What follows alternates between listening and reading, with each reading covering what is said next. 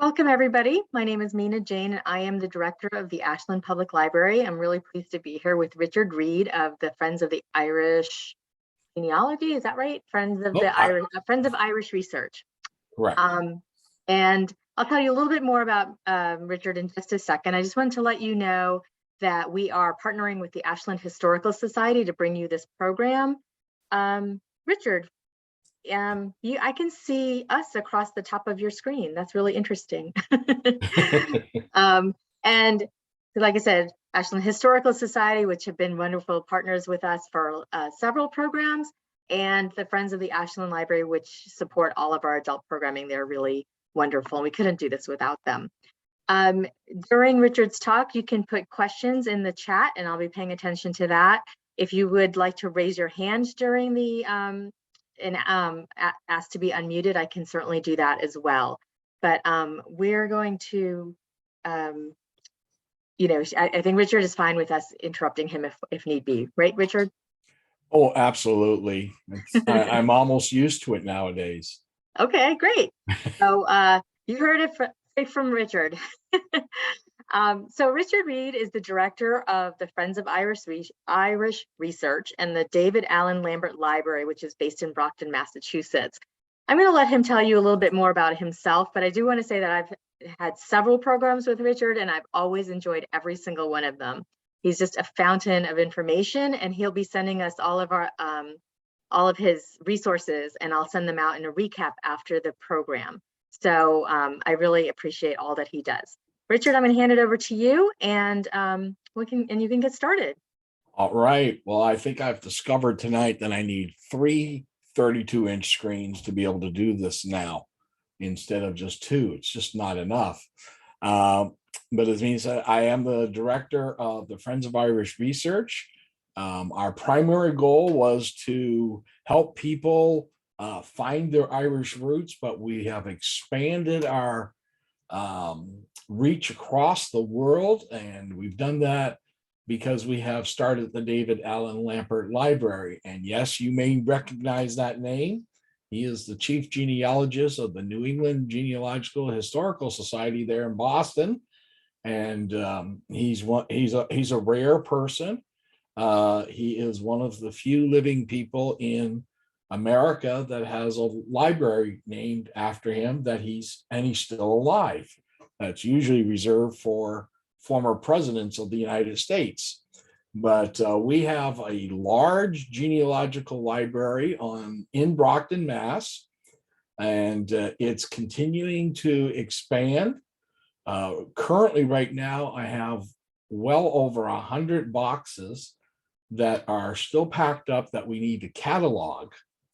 And we have more donations coming in almost on at least on a monthly basis, but it will soon be back to a weekly basis. So we really want to get things going. We have places for people to come and do research. We have a lot of books on hand. Plus we have over 20,000 volumes of digital books, and we have large microfilm collection, and I'm trying to think what else we have. We have some pretty neat computer tools. So we have subscriptions to all the major companies that are out there, and we'll talk about a few of those tonight. And we have we have several old-fashioned microfilm readers, but we have one that is a microfilm scanner.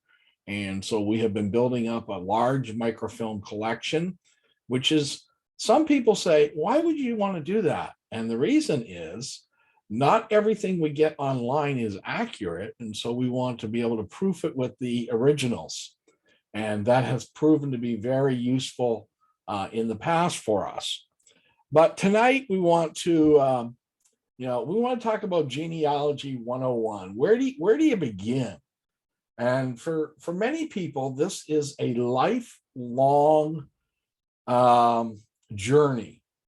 For me, I was a little bit late getting started with it. My background is in computers and being a data analyst, and so genealogical research was like second nature to me. but it's not for everybody that way.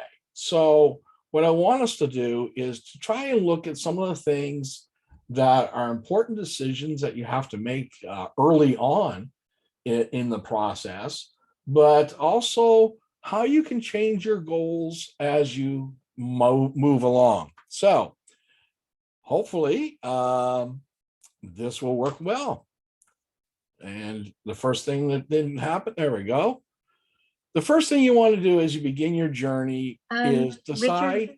Richard, Yes. I'm going to interrupt because we're only seeing half of your screen. Half the screen. Yeah, we're seeing your Zoom screen up at the top. Okay, then I'll move it. Move it to the other side. There we go. Well, That's the, do you see the whole thing now? No, we're still only seeing half, at least I am. Are other people, nod your head if you're if you're only seeing half of a screen. Yeah, we're only seeing on the lower half, we're seeing your slideshow, and the top half we're seeing your a gallery of the attendees here. Oh, that's not the screen you're supposed to be seeing. All right, let me just make a quick change here because we're okay. I'm gonna stop my share and then restart it. It looks like it grabbed the wrong monitor for some reason. Gotta love technology. To err is human, to really screw things up requires a computer. Now do you see the whole thing? Yes, perfect. Okay, all right. Now to make sure it works for me. Okay, so as you're starting off, you want to decide what your original goal is. Now, there's a couple of things here. First, when I started off, I was only concerned with my direct family tree. I started with my grandchildren, my son, myself, my dad, my grandfather, my great grandfather. That was all I was really concerned with. And then I started expanding out into their families more.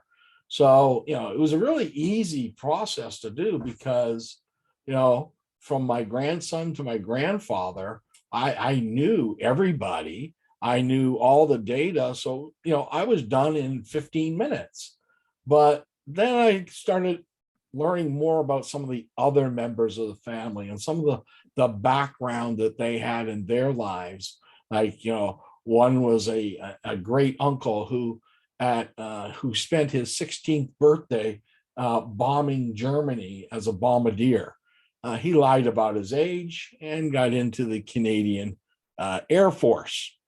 So then I started really expanding it. So we can include all the direct family members, like the siblings. Now, of course, in my family, and I like to go back to my family as illustrations. That was a very short jaunt as well, because my dad was an only child and my mom had two brothers. One died in infancy, and I did know my uncle. But then we can go beyond that, the spouse, the children, and then it just starts spreading. Now, most people start with themselves, but you could start with your children, or if you're a little bit older, you can start with your grandchildren. It doesn't really matter. It's important to get started. That's the key. So what's the first thing you're looking for? You're looking for birth records. Oops, hang on a second. Why am I seeing that? I am seeing the wrong slide. Next slide. There we go. I did get the right one. Your first steps: birth records, christening information, marriage records, actual birth records of children, divorce records have become very important nowadays. Death records are one of my favorite type of records because there's so much information on the death record. Oftentimes I've been asked to find, the parent's name. And so we would go to the marriage records. Well, in some places, when they do a marriage record, they have the names of both sets of parents, but not everywhere. I recently was asked about somebody that was married in, I think, 1891 in Illinois. And at that time period, Illinois only recorded the name of the bride and groom. That was it. There was no parent information at all. So it was kind of useless. And, the person knew all from that generation on, but knew nothing about the previous generation. Well, it was very useful that I found the death record for the husband. And on the death record, he died up in Maine. They record the name of the parents. And so this is how we learned about the next generation. Burial information can be very useful as well. Employment information is always handy, not always available, but it does give a little bit of insight into the family because it also helps finding out where they actually lived. So what do you need to start? Well, the first way to start is paper forms. Yes, paper forms are still the primary beginning point for most people. We're going to see the pedigree chart and we're going to see the family record chart. Now, for some of us that are more computer inclined, we like to do things on the computer. So there's going to be some software packages that are very useful because it helps you keep everything organized. And again, of course, you may ultimately want to find an online home for your records. And that's where Ancestry.com and Find My Past and MyHeritage and a few others become very useful. FamilySearch, of course, we'll mention them. It's not someplace where I would keep my family tree, but that's a personal opinion, I guess, or conviction, really. So here is one of the more common pedigree charts, 6 generations. Now, if you can fill this out in one sitting, that's absolutely wonderful.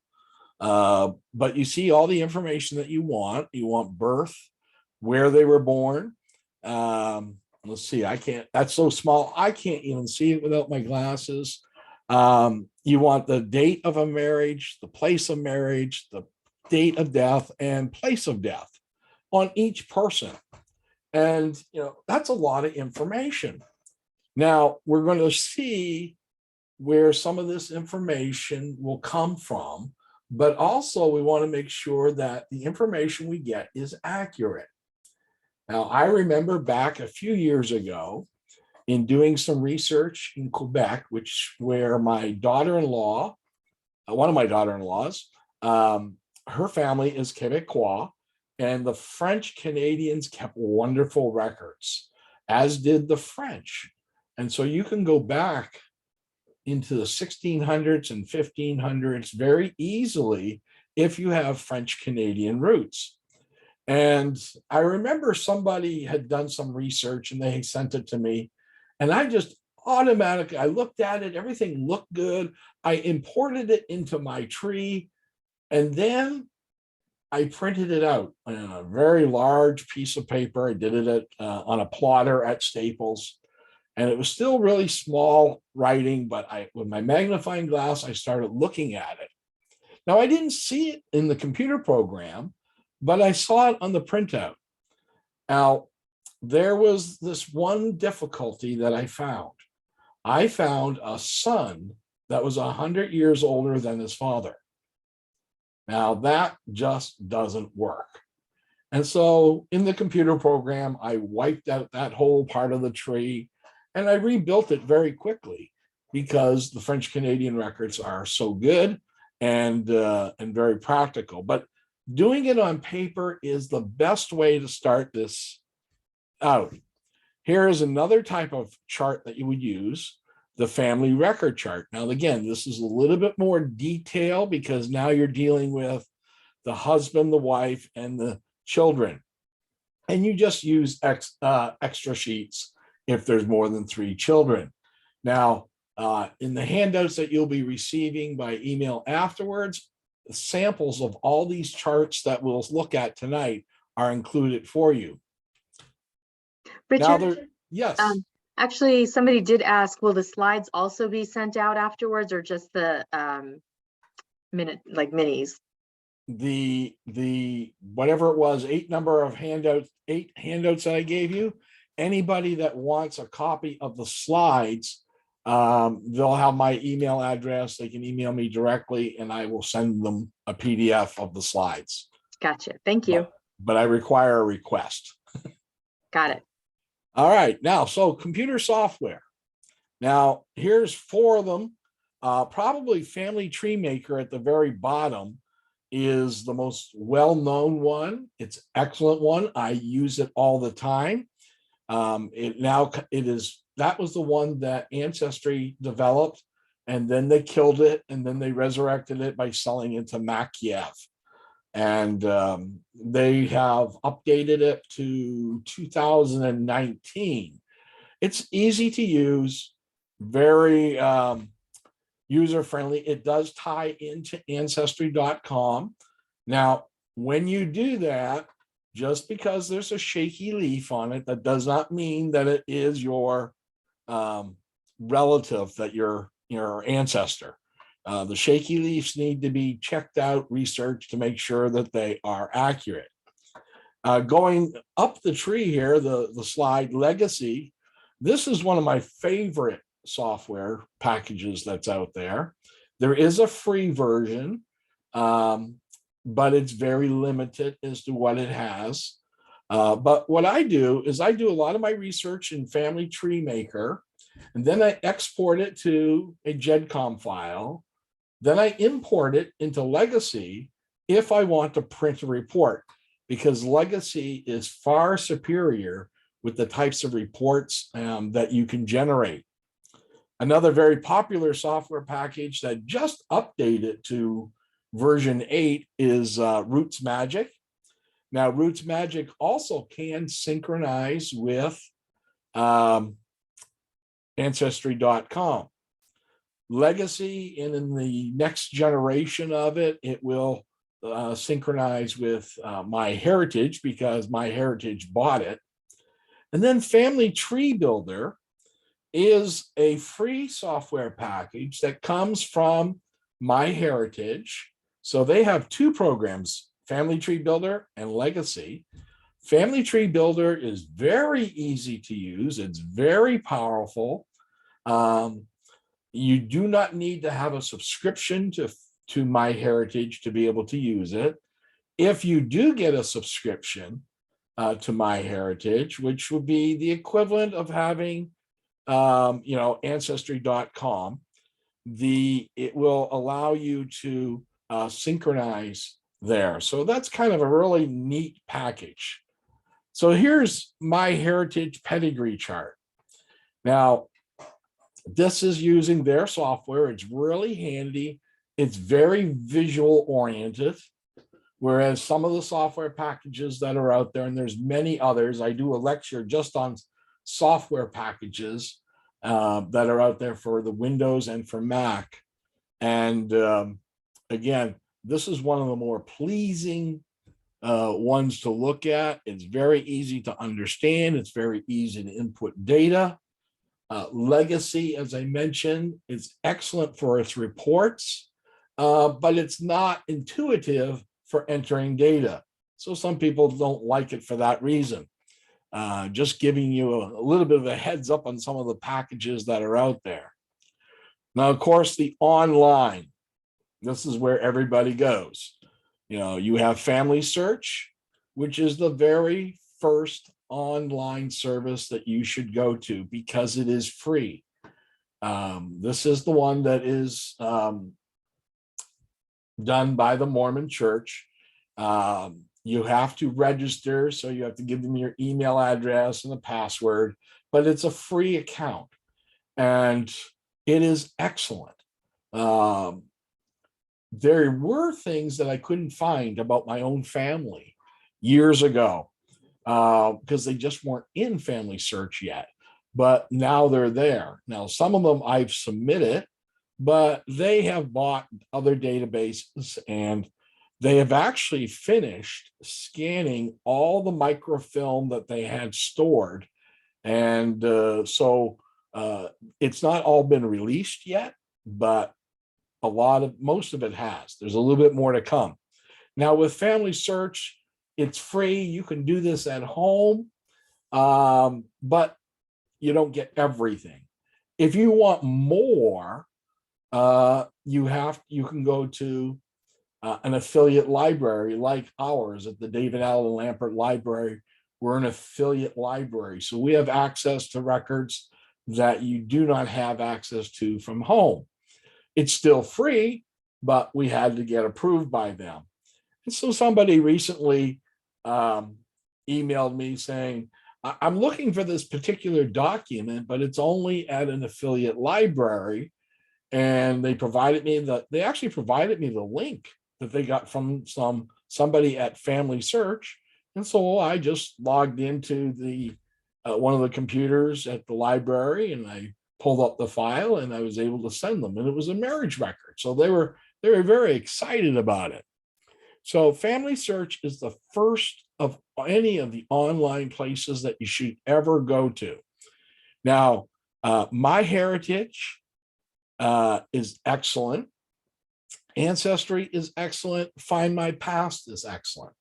Now, if you're looking in North America, so really Canada, United States, and we'll go down to Mexico, your primary one that you might want to start with would be Ancestry. Now, there's several different levels of it. There's the Ancestry US, and that only includes United States. Now, if your family comes from Canada, you're out of luck. You'll only get the records that are actually from the United States. You would need the deluxe version, which costs a little bit more, and but then you would get the rest of what Ancestry has in their databases. Now, the Ancestry is also very good for England and for Ireland. Now, Find My Past is based over in the United Kingdom and Ireland, and it is the best when it comes to English, Scotland, Wales, and Ireland. So again, it's a handy one to have if your family comes from there. The funny thing is, I head up the Friends of Irish Research, and I did those DNA tests and found out that the first one came back, I was 0.1% Irish. And that's not a lot of Irish. Now it's up to about 23% because the DNA tests get more refined as more people are taking them. So Find My Past, again, excellent when it comes to the UK and Ireland. Now, MyHeritage is probably my favorite of all the online research homes. They're based out of Tel Aviv, Israel, but they cover the rest of the world. They have things that nobody else has. So if your family, has roots anywhere else in the world, MyHeritage is the place to go. And I remember sitting in a lecture a couple of years ago, and it was talking about the Azore Islands, and the speaker was giving a wonderful presentation, and then came to several pictures in her presentation. He said, well, just ignore this because you're never going to find anybody in it. Now, what it was all the church records that were from the Azores, but unfortunately they were not indexed. At least she didn't think that they were. 2 weeks prior to it, I received an email from MyHeritage that they had actually indexed those records from the Azores. And so, the speaker said, how many, John Smiths, it was lived in the Azores. And, it's like, okay, rough question. Anybody want to guess? Nobody could guess because all you had were pictures of the records. You couldn't count them. Well, MyHeritage had actually indexed it, And so I'm sitting at the back of the room. I logged onto MyHeritage and I put in the name that she said. And, there were 6,328 of them that they actually had records for. It was, I tried to make sure everybody afterwards knew that, hey, these are indexed. So each one of these services offer us a different element of the research that we're doing. And it really depends upon where your roots are. MyHeritage just added the most massive collection available of French records from France. And so they're buying up companies and databases like crazy. And so I can't wait to go look into some of those records for some of my indirect ancestors. So here we are taking a look. If you went to Ancestry.com, here's an example of their pedigree chart. Yes, this is my tree. That is the one that has a picture is me with my friend Lord Stanley. That's an old picture. It's from 2012, right after the Bruins won the Stanley Cup. All the season ticket holders got to go get their picture taken with it. So I use that everywhere. But again, very easy to look at. Now, if you happen to notice in the top row in particular, you'll see like a bluish and a pink box. You see them on the side as well. And again, what those are is the link to the next generation. Now, in certain people here, like in the Reed family particularly, there's not too many more of those back. I can only get back to 1819 in Newfoundland that I can prove. I think I have it back to the late 1700s in southern England. And but again, there's a word I use, prove, and we'll see that very shortly here. So what do you want to do? Pay lots of money or get something for free? So when you're starting off, you want to go free. And this is where this link is there for you, FamilySearch.org/register. And it's a great source of searching for ancestors. Now, the one thing that I would not do on FamilySearch is use it as where I'm going to store my family tree online. Because it's open source, what happens is anybody that else can see your tree, which is not normally a problem, except on FamilySearch, if somebody says, oh, you've got a mistake, they can go fix it. Well, if it's really a mistake. And so I had that happen to me. I did a little bit of a tree on FamilySearch to experiment. And there's this one person that was on it that I had on it. Now, mind you, I had the person's birth certificate, marriage certificate, and death certificate. So I kind of was sure on my information, but somebody kept changing it. They kept changing the birth date on the person. They kept changing the death date on the person. They kept changing, where they died, where they were born. It's like, so finally I just took it down because, I proved my point. That does happen. So again, you can import database if you have it already in a different source. So some of the perks with FamilySearch is you can import GEDCOM and export it. You can bring in picture files. You can share your trees with others. They have a feature where you can print your family tree.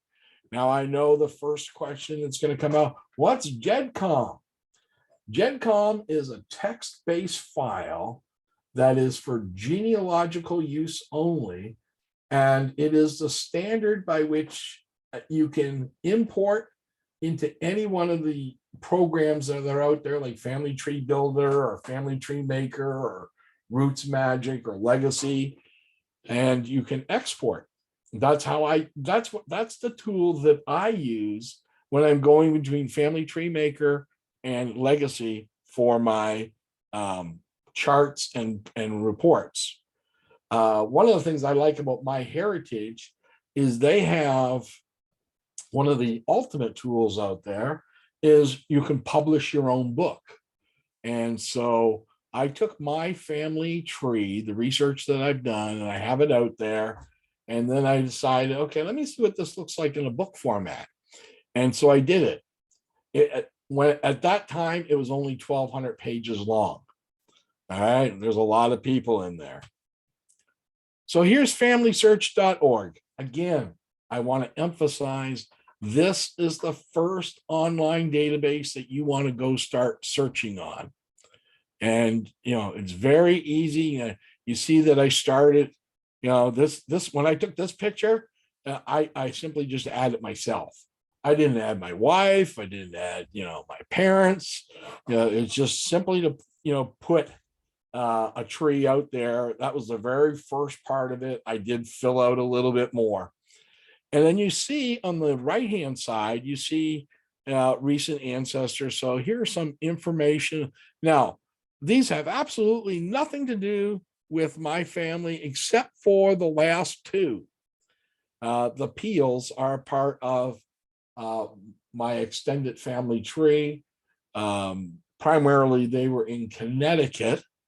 Now, again, for a Canadian boy, finding out that you have ancestors that were down in the States, in the early 1800s.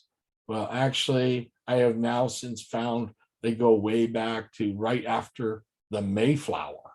And I haven't proven the Mayflower connection yet, but, early Massachusetts history found out that one of my ancestors was a fairly wealthy man, and he was the owner of Martha's Vineyard and Nantucket. And so since he's in my family tree, someday I'm going to go over there and see if I can collect some back rent because, it's in the family. So whether you're using a paper chart or you're using an online pedigree chart like the one that's on FamilySearch, although again, it's there, many people use it. You want to enter in certain information. Always use your full name. Ladies, make sure your maiden name is used. You're going to find as you do your research that you're going to find Mr. Reed and Mrs. Reed. Okay. The Mr. Reed, that's fine, but the Mrs., we want to really know, we don't want to know her married name. We want to record her maiden name so that we can track back the family. So the maternal side is a little trickier to do. And you enter in any known vitals, anything that you know for sure.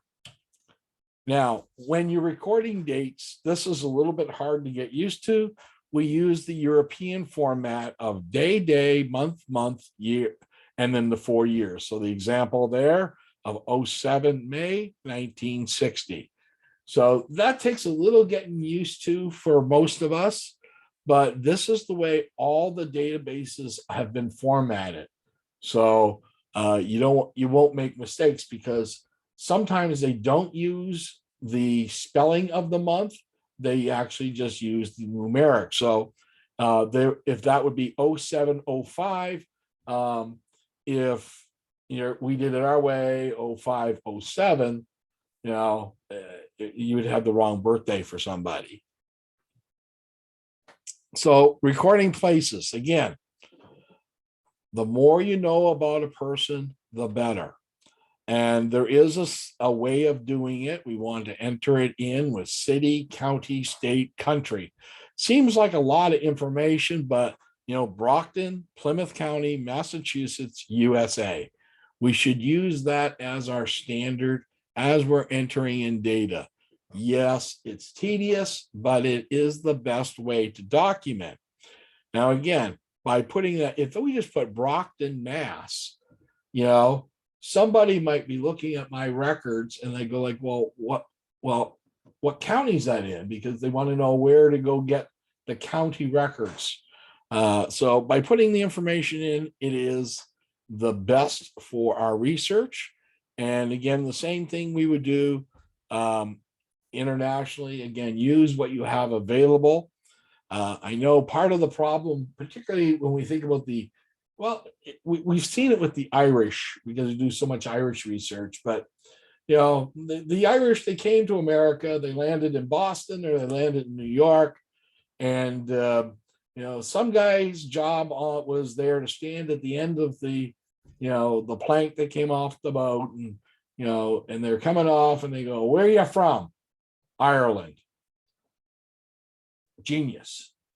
He didn't ask them what county they were from. He didn't ask them what townland they were from. That's the information that we're now trying to figure out. But all we have is we have a passenger log that they got off the ship, and it just says that they were from Ireland.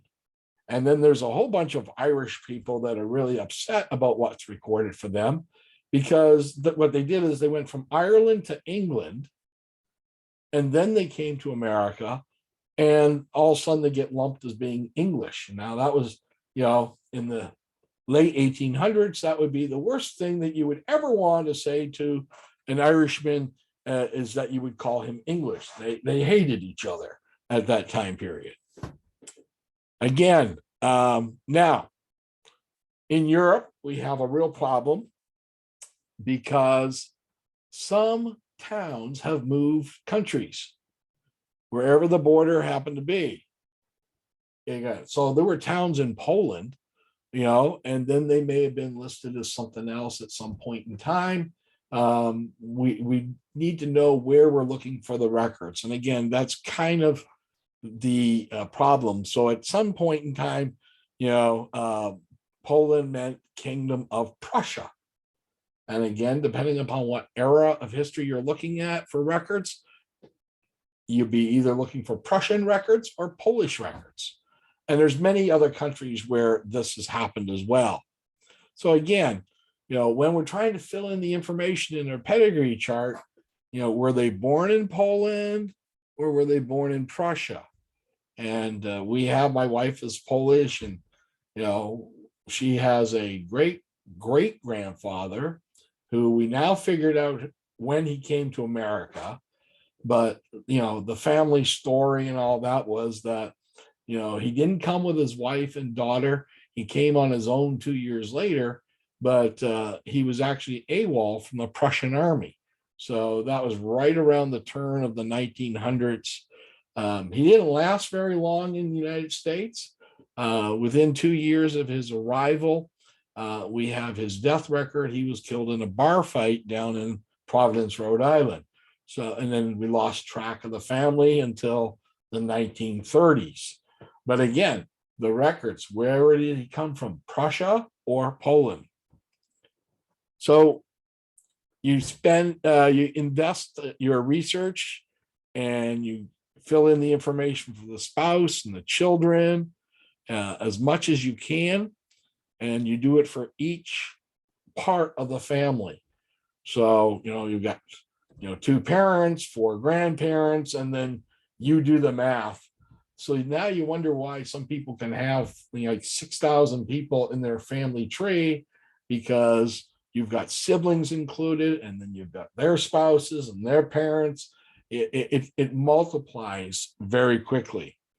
I have one person that I work with that they're up to about 29,000 people in their tree. Now, I'm not sure how accurate a lot of it is, but I do know going back as much as 14 generations, they've got some really good research, and some very large families. So you've added people. You may go back 4, 5, 6, 7 generations. Your family tree is starting to look pretty impressive, but there's one huge problem, is you have no proof of anything. Now, in my family, my dad's mom, my grandmother, was the keeper of all family secrets and all family information. And she knew everybody's birthday back generations. And I had a cousin, and now this is some 40 years ago, she started doing genealogical research. Now, She started off with would be my great-great-grandfather, and she, on page one said, this is the start of the family, the Reed family tree, and she had a name, Joseph Reed, and was married to somebody. And the only problem with it is that she had the wrong names. Now it was close. Joseph was his baptized name, but it wasn't his real name. William Reed was his real name. And when we do the research on the family, we find out that, William and his wife were Methodists. They were married by a Wesleyan traveling evangelist, missionary. And but then in about 1839 and 1852, they converted to Catholicism. So he got a new name, Joseph. That the only time we ever see that he used it is on his Catholic baptism record. That was the only place that it was ever used. He was known as William Reed, a planter, and that was it. In her research, she gave credit to one person. She said, I thank Aunt Bessie, that would be my grandmother, for all the information. And she had page after page of family information, but all she had on it was names. She didn't even have birth dates for many of the people. She just had the names. And, she made it all the way up to my family, so she had me in there, my wife in there, and I think two of our children made it in there. The other two didn't make it, before I think she passed away, but she never finished. But there was no proof. What is the proof? What are we looking for? We're looking for birth certificates, marriage records, death certificates, and all these standard documents. So here's the hard work. Recording your sources, proving what you have is the right thing. Now, again, if you have an online family tree, you can take the pictures or the images, and that's adequate. So you don't need to go and spend all kinds of money to get the originals of some of these documents.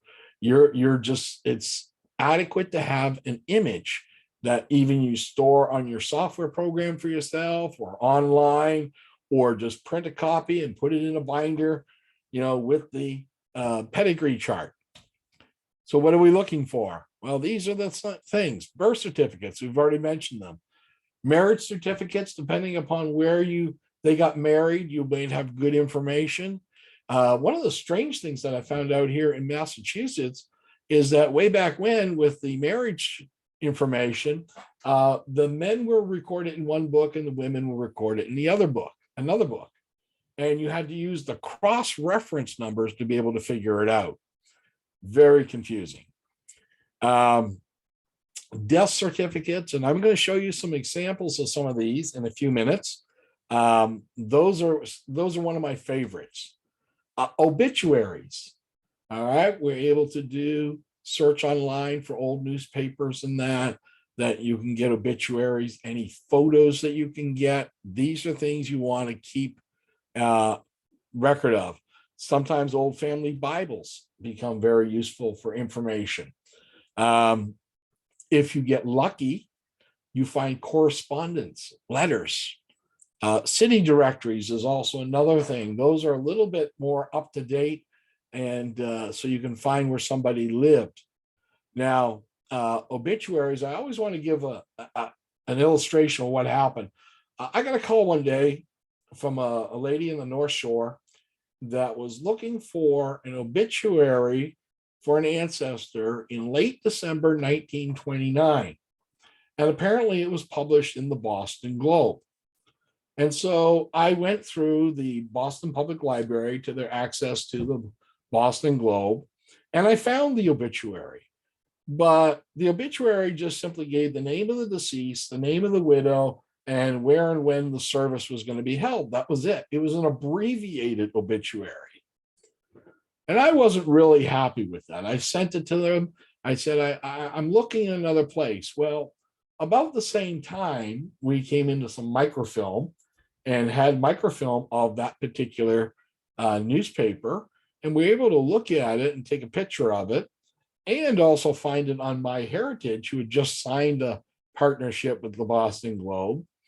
And when you saw the full obituary, it gave the name of three brothers that nobody knew about. The people that were doing the research, they found three brothers of the guy that died. And that's one of the values of microfilm and some of the more advanced databases. The obituaries can give you a lot of information. I was doing some work for another family, and three brothers stayed. It was six brothers. Three of them stayed in Ireland. Three came to America. One of the ones that came to America died very young.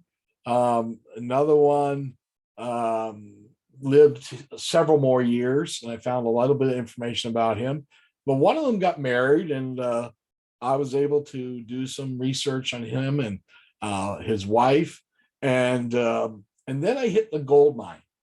It was in one of our local newspapers, an obituary. This guy's wife was one of the most generous people in the world to me, because she lived to be 100 years old. And so her death was only 3 years prior to when I was doing the research. And in her obituary, it named everybody that existed in the family here in Massachusetts. And so I was able to send this information to the person I was doing the research for. And there was somebody of age that they were, one of the daughters was, I think at that time, 79 years of age, living down in the Cape. And they were able to have a wonderful family reunion one Thanksgiving as a result of finding this information, because it was in an obituary. So great tools. So when you find information, regardless of where you find it, you want to document it. You want to record it. And if the source happens to be my grandmother, you identify it as my grandmother, and with her full name and her current address at the time. If there's any way of getting a photo or an image, you want to do that of the documentation that you would find. And again, that would be all the different public records that we've already looked at. So when you cite a source, you're going to put whatever information you can find. Now, sometimes you will be getting it from a book. And so, author, title, repository, where it was published, any of that type of information, the date that it was published, what page you find it on. If you happen to have, and they're able to get the archive call number or the library number for it, that's kind of a good thing. If it has an ISBN number, a more recent book, you want to do that. You can also put a brief description of the information and where you found it. It's very important. Now, if you find it on an old computer database on a CD-ROM, this is the type of information you want to put. And the same thing when we find something on the internet, we put all the information. Now, if it's found on the internet, one of the things that you must do is put what the web address is, even if it changes, because you might have noticed that websites change their structure, constantly. So on the day that you found it, this is where it was, and you put it, the date. So I accessed this on the 11th of November, 2003. All right. So it's a way of documenting, because, like I say, the internet changes constantly. If it's an online census, where was the source? If it was from Ancestry.com, you put all that information. Now, you say that's a lot of typing. Well, if you're on Ancestry.com, this is going to be at the very bottom of the page, and you can just simply copy and paste. and get all that information. And, if this happened to be this one, the example is from Washington, D.C., and that's where the National Archives, that's where you would find it there. If it happened to be in our Massachusetts archives, it would give that information. Now, you also want to create checklists or a to-do list, and again, if you have some older relatives, these are you want to ask them questions. Going to family reunions is very vital. Now, if you're at a funeral, don't do it right at the funeral. It's not, that's just etiquette. But, you want to meet with those that are older folks in your family so that you can get as much information as you possibly can. There are some folks that go and do videotaping. I know a friend of mine went up to Nova Scotia to meet with his a 90-year-old great aunt, and he brought his old camcorder with him so that he could record. And so he sat there and interviewed her for 3 hours. And there was a ton of information. He got home and he just put it in the VCR, and he was hitting pause a lot, and he was recording and documenting every bit of information that he got. He was telling me that he found out information on well over 150 of his ancestors just from that one interview. So what do you ask? Be precise. Simply ask one fact at a time. That's the way we want to do it. We want to start with birth information, and then marriage information, and then any children that were born, and then of course obviously when they die, where they were buried. What will happen is often you will get stories. See, I don't want to just know about who they are. I want to be able to fill in information. All right. Now, I don't even know how long we get to go, but this is on Zoom, so I don't know if we're restricted as much. Keep a log. All right. Keep a log of information, and I'm going to show you a log here in a moment. There we go. Here it is. The information, the date of the search, anything you find out about, you want to track it down. So the next slide is a more important one. Here's one that's completed. So again, this is information that you're doing it on paper, but you can then transcribe this into any one of the online programs. All right. Talk to family members, friends, any personal collections. Once you find the information, you can choose what to do with it. Obviously, you want it for your research, but you may want to share it with others. When it comes to genealogy stuff, I'm a sharer. I want other people to be able to use the pictures, and I've received emails from people that I have no clue who they are. That they love the pictures that are on my Ancestry site. I have a cousin that she is the absolute best when it comes to pictures.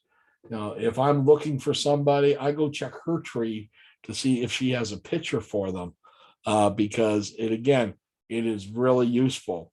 Several years ago, I was able to go back up to Nova Scotia and visit with my dad, and we had a box of photos, and I scanned every photo, and he knew every person that was in it. And so that, to me, they were just, I don't know who they were, but he was able to fill in the blanks for me a lot. All right, so now we want to look at some of the sample documents out there. Here's a sample of a marriage record from Nova Scotia. Gives some very useful information. We got the name, Percy Reed. This is my grandfather, and he was a ship carpenter. He was a bachelor. And then we have my grandmother down there, Bessie Ellen Major, and with the information of her parents and all that, and when they got married, and where it was done, and all that. Very useful. This was a document that did not exist on FamilySearch, but I found it in a database up in Cape Breton, Nova Scotia, And then finally, about 3 years later, I found it on FamilySearch. So christening or baptism records. Now, these can be used as a substitute for a birth record in most places. Now, this particular one, and I use this one as an example. This is a baptism record for one of my younger brothers, my youngest brother. Now, it was done in a Baptist church, and so he was not an infant; he was of age, and so it's very important to figure out the background. Now, most of the baptism records or christening records that we get are from churches that baptized infants. All right, that was very big in Ireland. It is in different parts of the world as well. So it can be a substitute for a birth record. This particular certificate cannot be used as a birth record. All right. Although, even though it says when he was born on it, it doesn't mean anything. Hey, Richard. Yes. You had asked a couple of minutes ago about how long to go. I was thinking yes. if you could maybe talk for a couple more minutes, and then we can have some time for some Q&A. Sure, I can do that. Thank you. All right. This is a census record, so lots of vital information because you have the name, the residents, and you have all the people that are dwelling in the house at that time. And we're very excited. We're just a few weeks away from getting the 1950 census. This is a death certificate. And one of the things about death certificate is it gives you a lot of information about the individual and their parents. That's vital. The Nova Scotia one included pertinent information like what was their career. Now, this is from my great-grandfather. So he lived to be, I think, 92 years of age, and he was a ship's carpenter. And so, again, vital information. Family photos. This is a rare family photo where both of my grandparents were in the same photo. And my parents did some very nasty things to us as children. They often dressed us alike. Now, where am I in this picture? I'm the pant leg that you can see next to my mom's dad. You know, that's me over in the far side. That's my next brother. That's the one you saw his baptism certificate when he was older. And there's my sister. So you see the whole family there. Newspaper articles, great tool. This is my second oldest son. 2 years in a row at the Apple Festival in Dover, New Hampshire. He was on the front page as must have been the cutest kid eating an apple. I don't know. 9 grandchildren together. This is from my parents. Headstones, lots of vital information you can find in headstones. And, again, going to a cemetery can be a wonderful trip through history. Here's a copy of an obituary. Again, lots of useful information there. Portraits. That's my great uncle Joe, who died in World War I. And if I were able to reach across there, I could show you his medals. I have all of them. The Public Book of Remembrance. In Canada, anybody that is killed during military action, they get their name engraved here or on a scroll in the Public Book of Remembrance, and that is kept at Parliament Hill in the tower, the Peace Tower. I was able to visit there, and on there is my great uncle Joe. Sporting events. And so this is a basketball team from way back when. The guy on the far right is my dad. He's pretty young then. That's when he was in the Air Force, Canadian Air Force.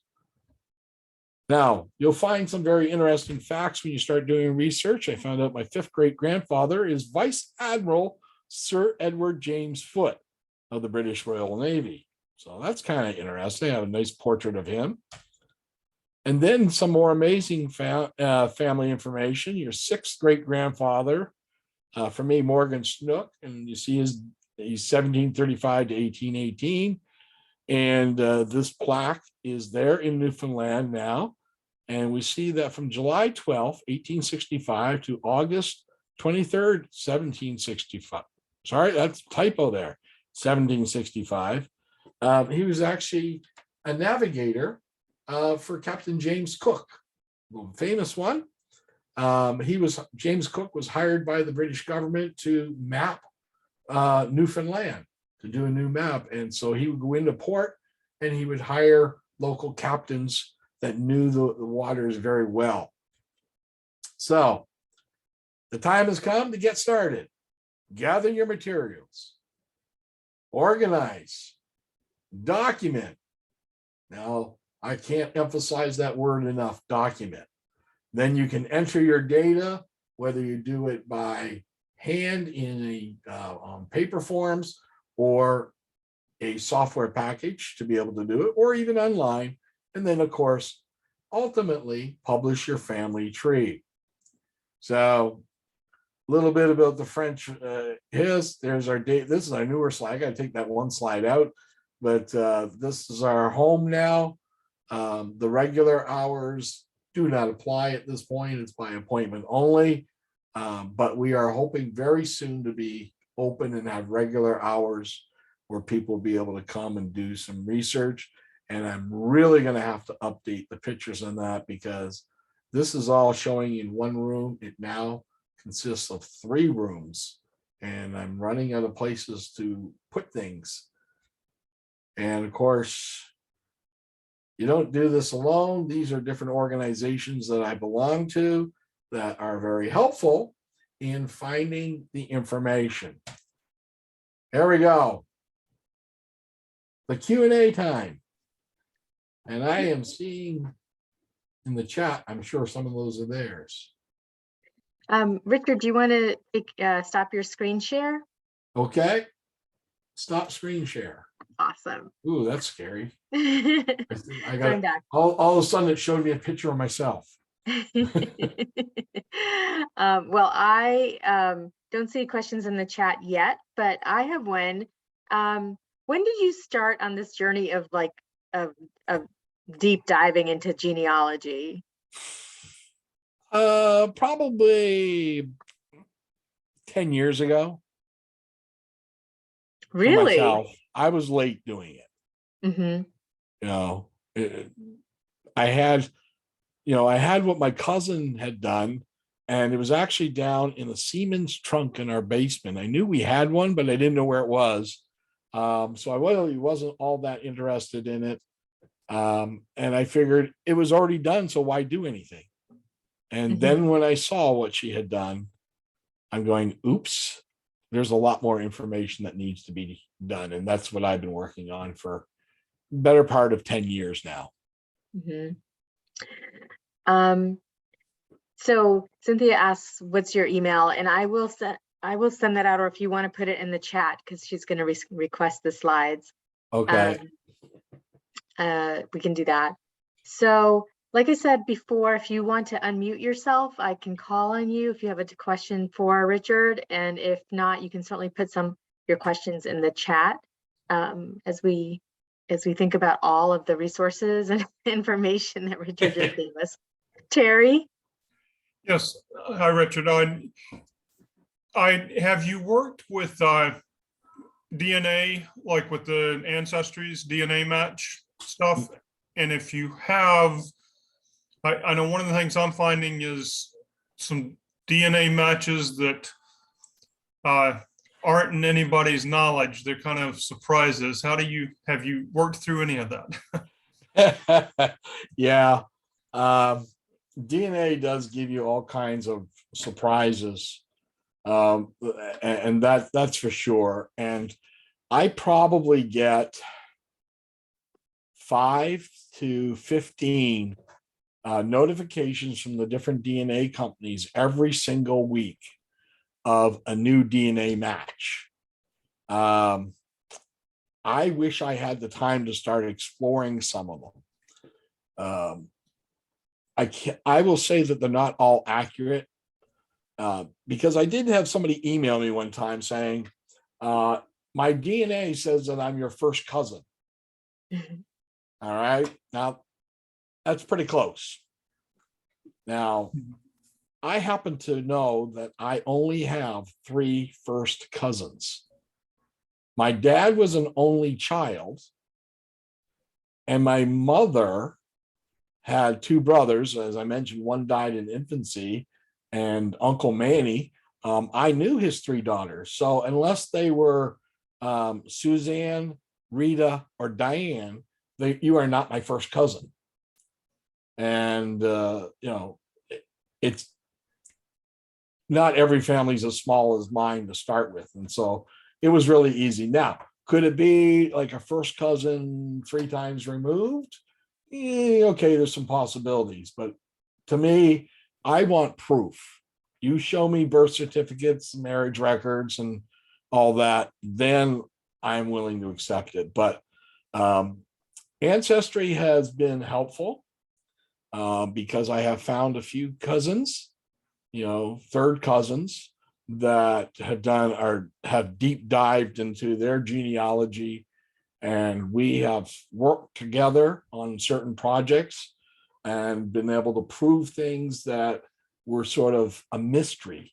And again, we want to find documentation. So until I find the documentation, I always tell people, genealogy without documentation is mythology. It's like, you just don't know. You got to have proof. And so that's vital. But the DNA can be a really useful tool. MyHeritage is the one that I trust the most with their DNA. It has been the most productive for me. But I have done all of them. I've done Ancestry, MyHeritage, Family Tree DNA, 23andMe, and Living DNA. Living DNA is if you have UK or Irish roots. That's the most specific one for that. But again, what are you looking for? You're looking for contacts. You're looking for people's names to work with. And, so Living DNA never had that part. It was just raw DNA data that you would have to match up scientifically with somebody else. But they've now partnered with Find My Past.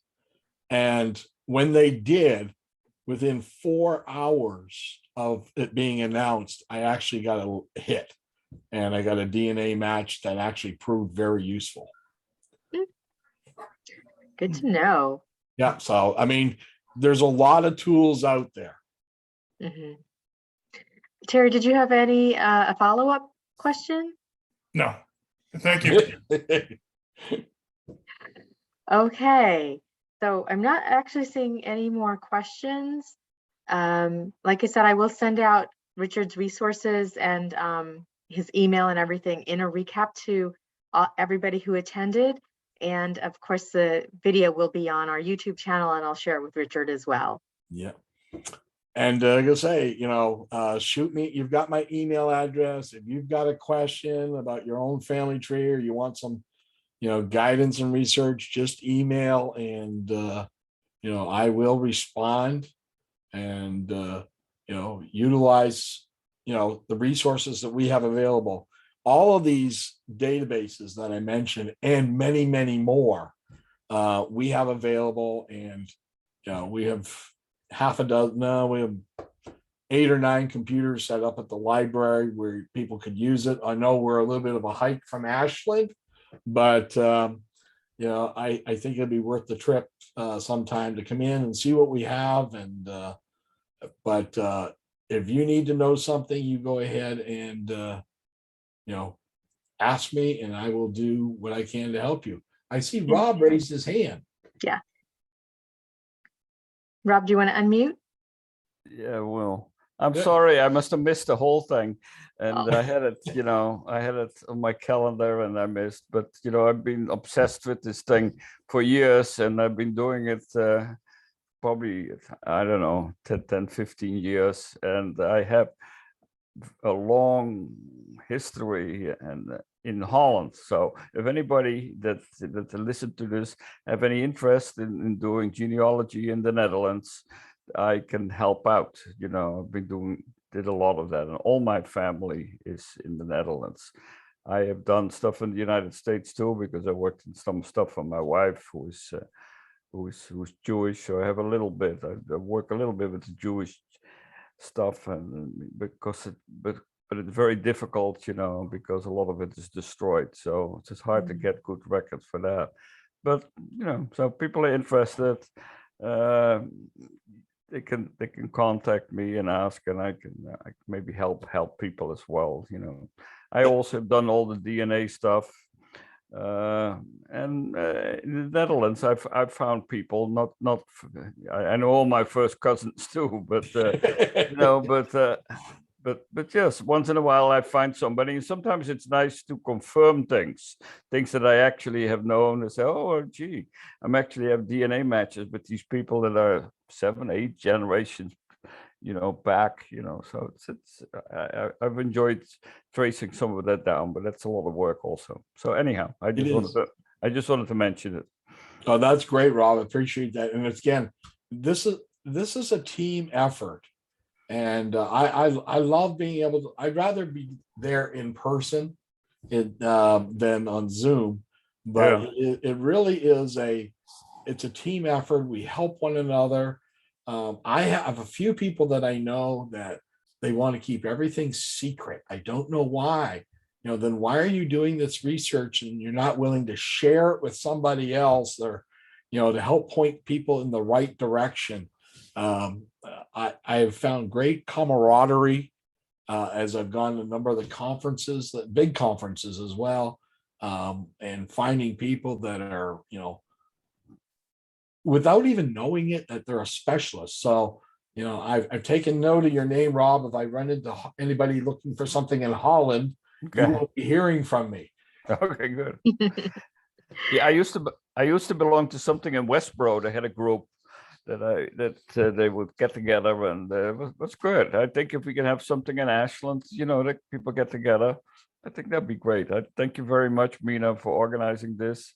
I'm sorry I missed it. No, we did record it, fun. so you can catch it later. But and Richard has a whole host of presentations that he can do. So I hope to have him back sometime in person when everybody's feeling more comfortable coming out. So thank you, Richard, so much for being here and for all of these wonderful resources. And thank you, everybody, for sticking with us and all of your.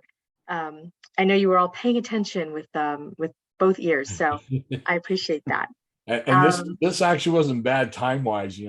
I have gone 3 hours at one time, and that was an in person. And I think when I had you at the Bacon Library, Richard, we were there for a couple of hours. Oh yes, yeah. But I was at one of the other genealogy groups, and it was on the software one, and it went 3 hours, and I wondered why I was exhausted. But it's fascinating. So it is. It's kind of energizing as well. It is, especially when you see people that take. For me, I wanted to see some of the faces, and when we change this, because it's encouraging to me to know that there's others that are out there. I just got contacted about the next town over to me from Brockton is Stoughton, and I used to live in Stoughton, and now they want to start a genealogy club. And so that's a great idea to have in a community, whether it's hosted at the local libraries. The one in Stoughton is going to be at the Historical Society. And it's again, it's people working together, because we all think a little differently, and a different perspective or a different set of eyes on a problem can be very, very useful. I agree. Again, thank you everybody for being here, and we will see you hopefully again soon. All right. Okay, thank Great. you. Take care. Have a good rest of the evening. Good night, everybody. Good night. Bye-bye.